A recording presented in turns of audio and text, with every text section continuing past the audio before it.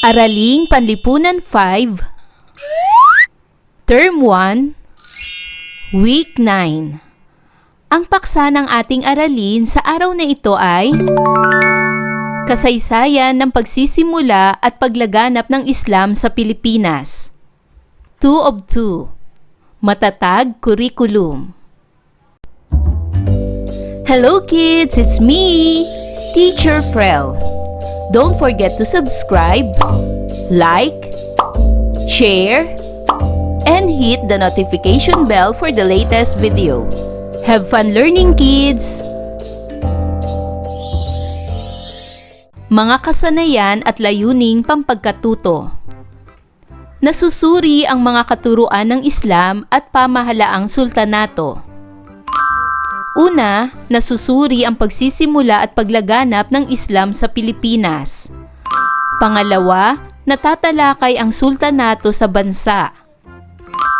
Pangatlo, natataya ang mga gawain ng sultanato sa mga Muslim at Islam.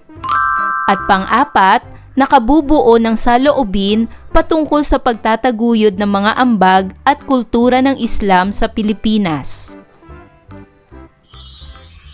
Unang araw.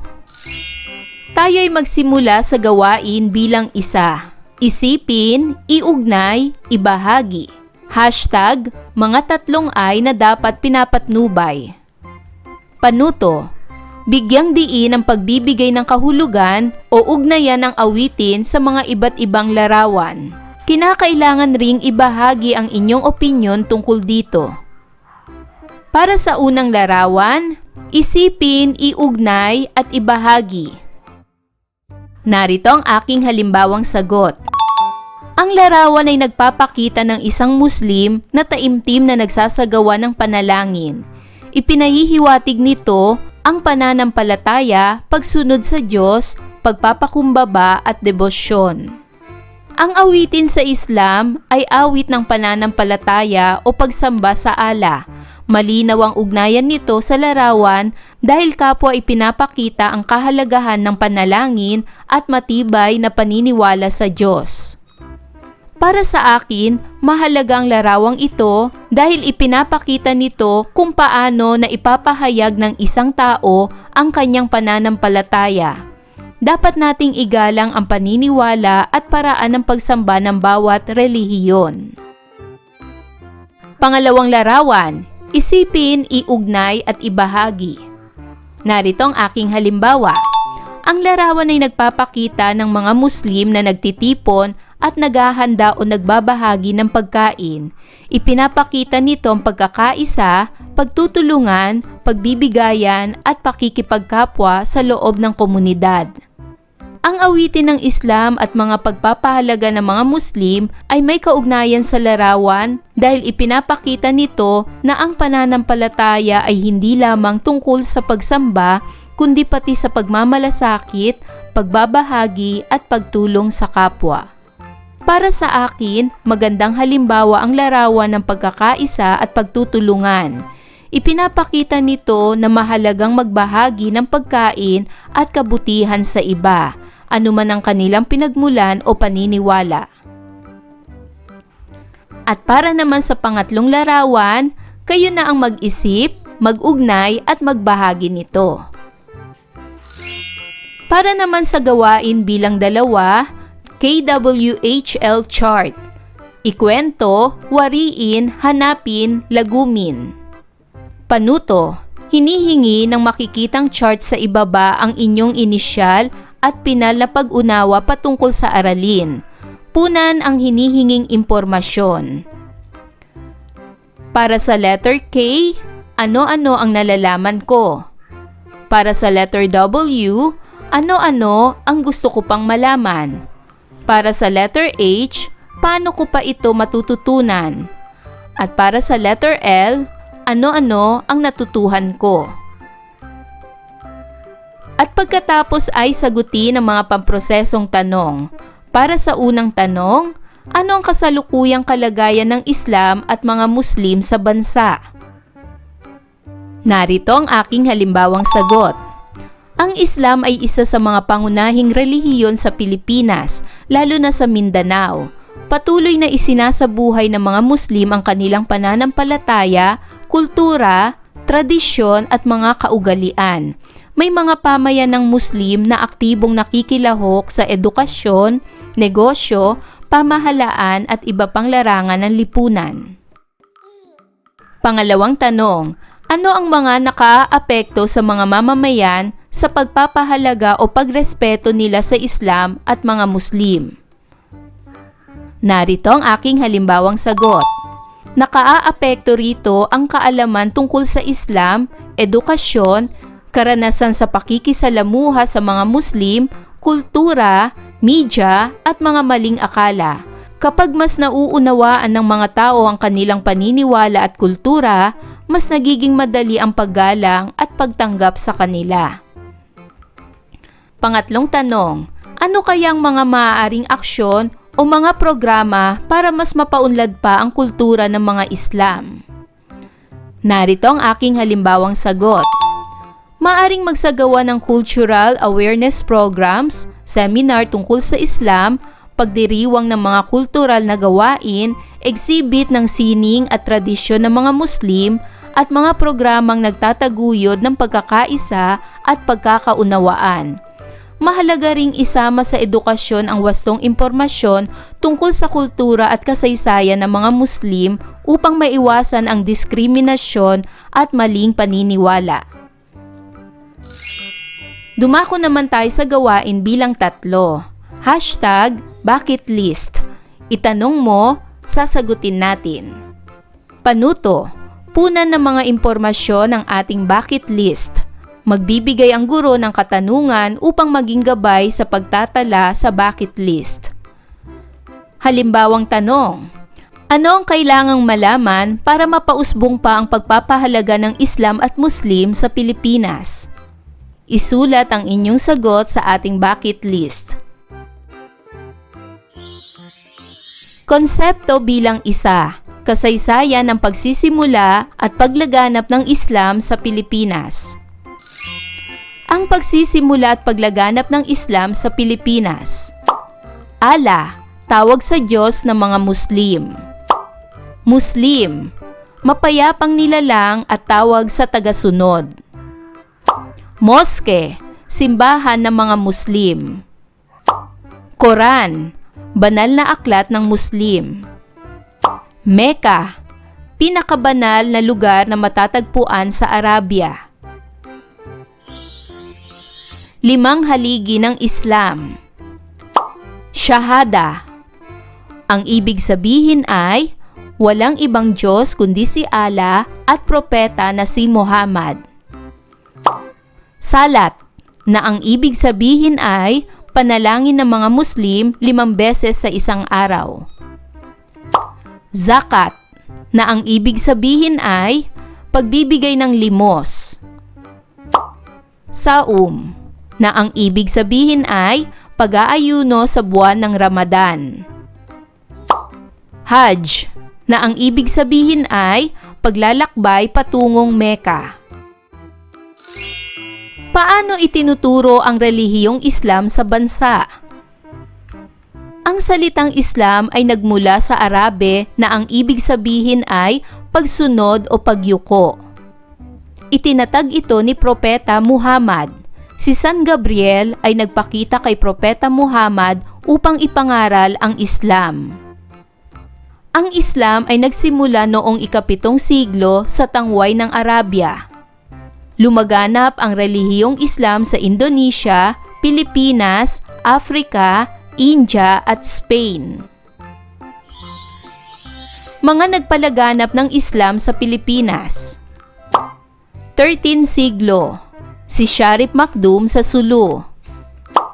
Noong 1390, si Raha Baginda.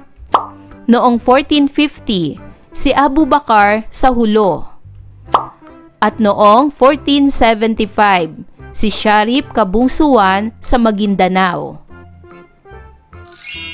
Mahalaga sa mga Muslim ang Ramadan. Ito ay tinatawag na pag-aayuno. Ang Ramadan ay isang kaganapang pangrelihiyon ng mga Muslim na nagaganap tuwing ikasiyam na buwan sa kalendaryong Islam kung saan naihayag ang Quran. Ito ang panahon ng pag-aayuno na iniiwasan ng pagkain at pag-inom ng tubig mula pagsikat ng araw hanggang paglubog ng araw. Nagtatapos ang Ramadan sa Eid al-Fitr o Hari Raya Puwasa. Ang pag-aayuno ay ginagawa para maturuan ang isang tao na magsakripisyo, magpakakumbaba at maging mapaghintay. Ngayon ay dumako naman tayo sa gawain bilang 4, ugnay-unawa. Panuto, anong nalalaman mo sa mga salita na nasa unang kolum? Isulat ang hinihinging impormasyon sa ikalawang kolum. Para sa unang kolum, ang nasa unang bilang ay Propetang Muhammad. Anong nalalaman mo tungkol kay Propetang Muhammad? Tama! Itinatag niya ang Islam. Pangalawa, lugar na lumalaganap ang Islam. Anong nalalaman mo tungkol dito? Tama! Ang mga lugar na ito ay Indonesia, Pilipinas, Africa, India at Spain. Pangatlo, Mecca. Anong nalalaman mo tungkol dito? Tama! Ito ang pinakabanal na lugar na matatagpuan sa Arabia. Pang-4, Islam. Anong nalalaman mo tungkol dito? Tama! Ito ang relihiyon na nagmula sa Arabia. At pang-5, Ramadan. Anong nalalaman mo tungkol dito?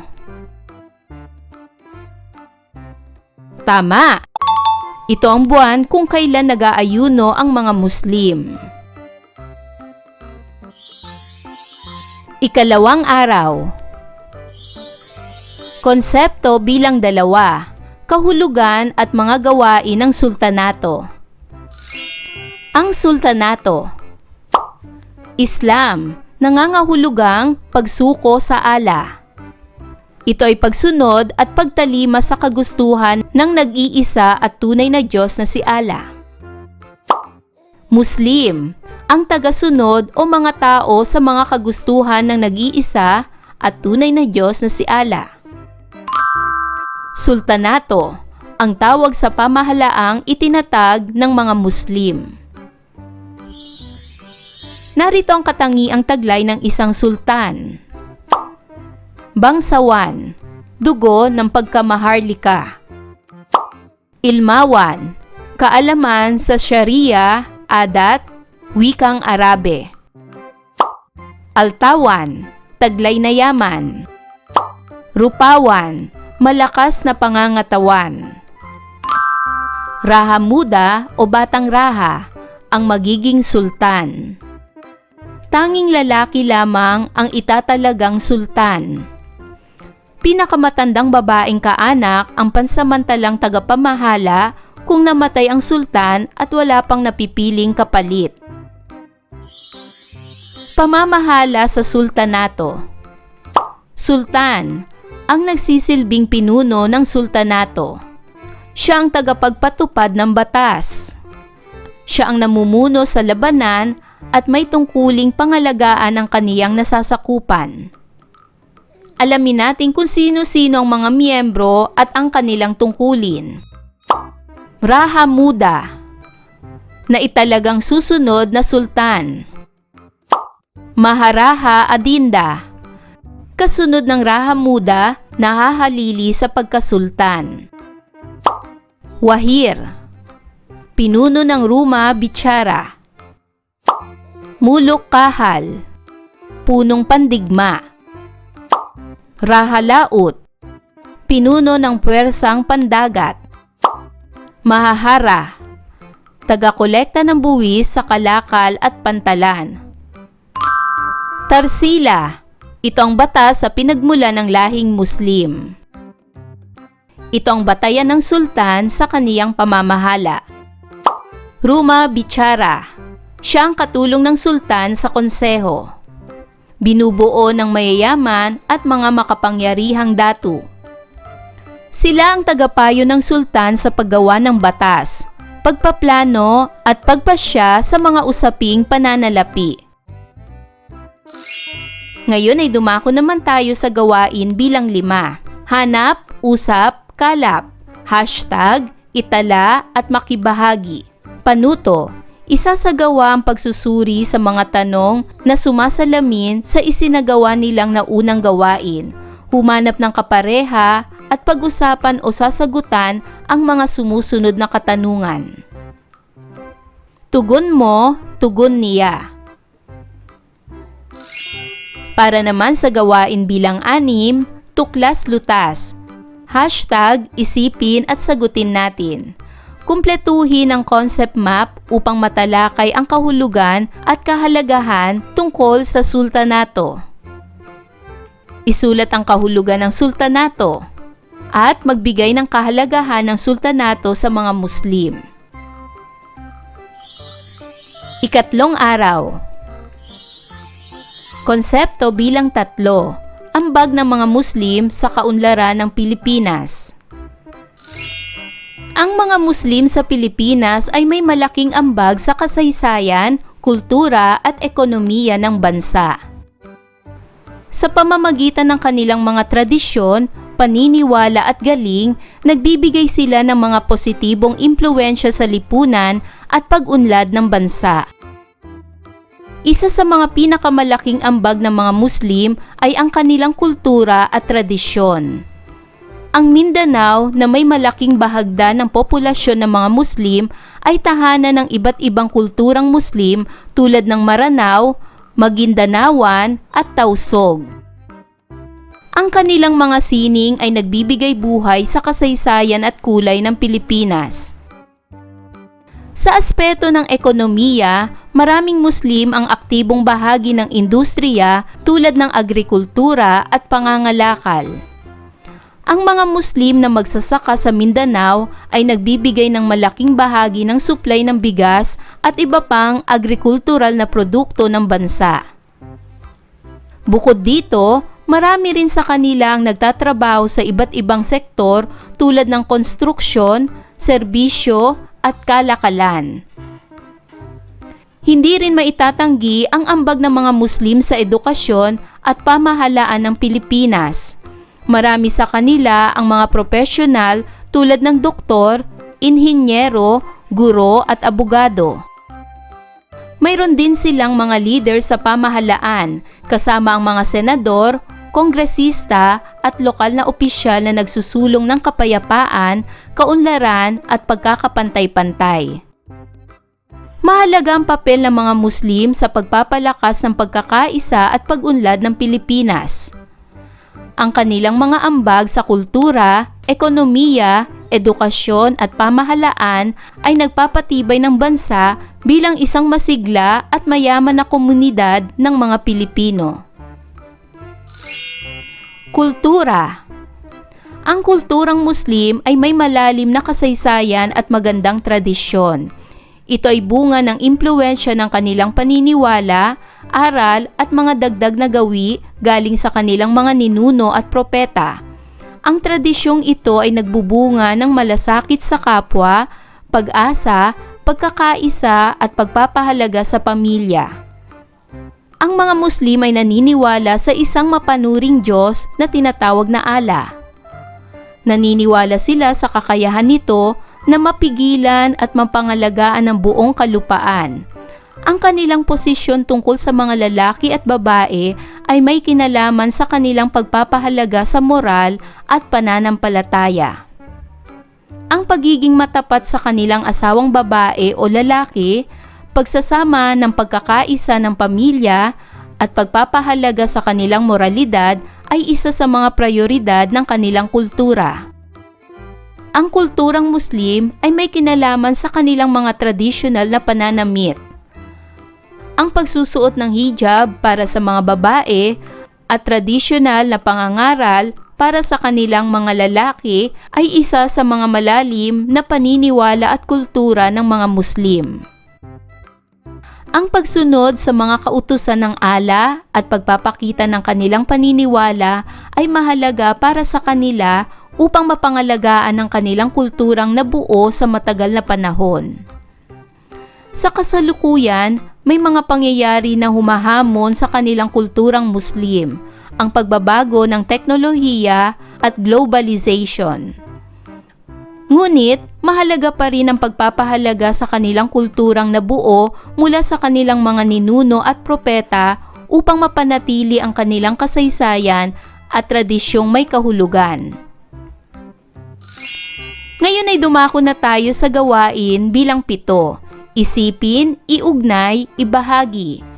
Bilang ikaw ay isang mag-aaral ng araling panlipunan at tagapagtaguyod ng kultura at pagkakaisa, magtala ng ilan sa mga mahalagang maaari mong gawin bilang isang mag-aaral para mas mapahalagahan pa ang kontribusyon ng Muslim at Islam sa kultura ng bansa.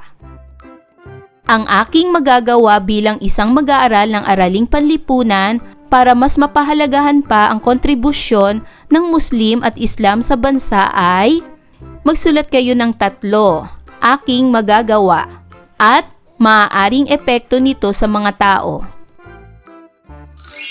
Para naman sa gawain bilang 8, anong map ang bag mo?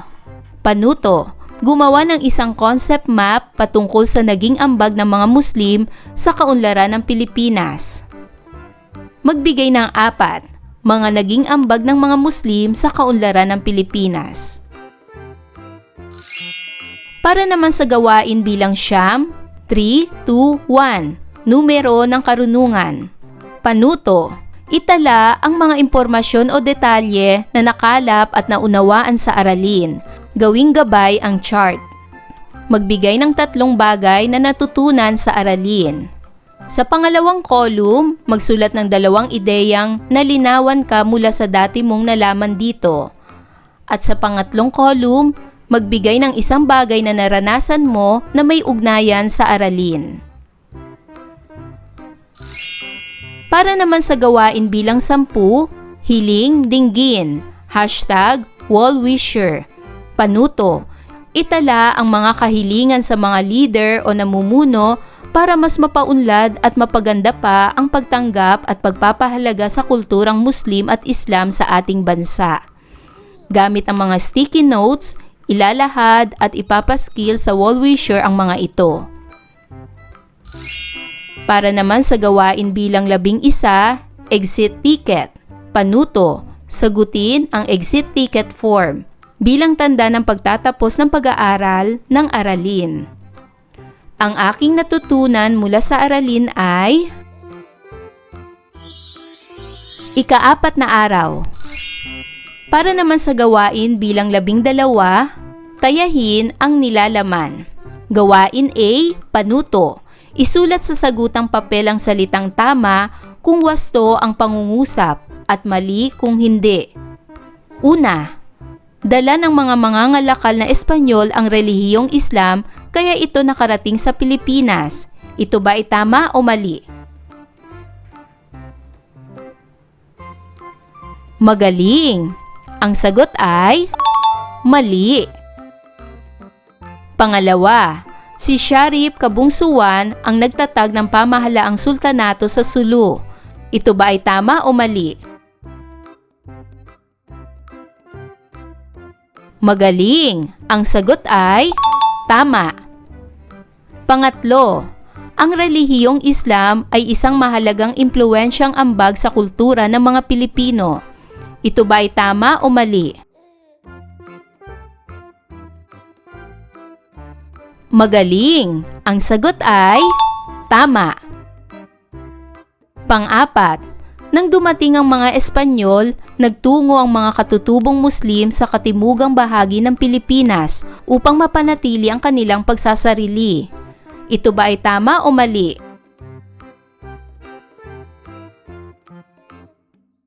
Magaling! Ang sagot ay tama. Pang-5, unang lumaganap ang relihiyong Islam sa Luzon. Ang pahayag ba ay tama o mali? Magaling! Ito ay mali. Para naman sa gawain B, lagyan ng check kung ang ipinapahayag ng pangungusap ay tama at X kung mali. Isulat ang iyong sagot sa isang sagutang papel. Pang-anim, ang relihiyong Islam ay dala ng mga mangangalakal na Arabong Muslim. Ito ba ay check o X? Magaling! Ito ay check. Pampito, si Tuan Mashayikha ang itinuturing na kauna-unahang nagpakilala ng relihiyong Islam sa Pilipinas. Ito ba ay check o X? Tama, ito ay check. Pangwalo, unang lumaganap ang relihiyong Islam sa Mindanao. Ito ba ay check o X? Tama, ito ay check. Pangsyam, si Raha Baginda ay hindi nagtagumpay sa paghikayat ng ilang katutubo sa Sulo na lumipat sa relihiyong Islam. Ito ba ay check o X? Tama, ito ay X. At pangsampu, mula sa Mindanao ay mabilis na lumaganap ang relihiyong Islam sa Luzon at Visayas. Ito ba ay check o X? Tama, ito ay check. Para naman sa gawain 13, tayahin ang nilalaman. Pumili ng salita sa loob ng kahon para mabuo ang bawat pahayag. Para sa unang bilang, ang mga patlang ay mayroon ng sistema ng pananampalataya noon bago pa man dumating ang mga Muslim. Anong nawawalang salita? Magaling! Ito ay Pilipino. Ang mga Pilipino ay mayroon ng sistema ng pananampalataya noon. Pangalawa, ang relihiyong Islam ay dala ng mga patlang na Arabong Muslim. Anong nawawalang salita? Tama, ito ay mangangalakal. Ang relihiyong Islam ay dala ng mga mangangalakal na Arabong Muslim. Pangatlo, mula sa patlang sa Mindanao, ang relihiyong Islam ay mabilis na lumaganap sa Visayas at Luzon. Anong nawawalang salita? Tama, ito ay Sulu. Mula sa Sulu, sa Mindanao, ang relihiyong Islam ay mabilis na lumaganap sa Visayas at Luzon. Pang-apat, Islam ang pangunahing paniniwala sa lugar ng patlang. Anong nawawalang salita? Tama, ito ay Mindanao. Islam ang pangunahing paniniwala sa lugar ng Mindanao. Panglima, itinuturing si patlang ang kauna-unahang nagpakilala ng Islam sa Pilipinas. Anong nawawalang salita? Tama, ito ay si Tuan Mashayikha. Itinuturing si Tuan Mashayikha ang kauna-unahang nagpakilala ng Islam sa Pilipinas. Pang-anim, ang patlang ay tagapayo ng sultan sa paggawa ng batas, pagpaplano at pagpapasya sa mga usaping pananalapi. Ano ang nawawalang salita? Tama! Ang nawawalang salita ay Ruma Bichara. Ang Ruma Bichara ay tagapayo ng sultan sa paggawa ng batas. Pangpito, patlang ay siyang namumuno sa labanan at may tungkuling pangalagaan ng kanyang nasasakupan. Sino ito? Tama! Ang sagot ay Sultan.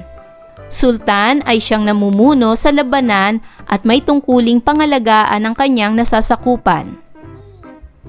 Pangwalo, sa kasagsagan ng patlang laban sa pananakop ng mga Espanyol noong ika-17 siglo, si Sultan Kudarat, pinuno ng Maguindanao, ay nakipaglaban para sa kalayaan.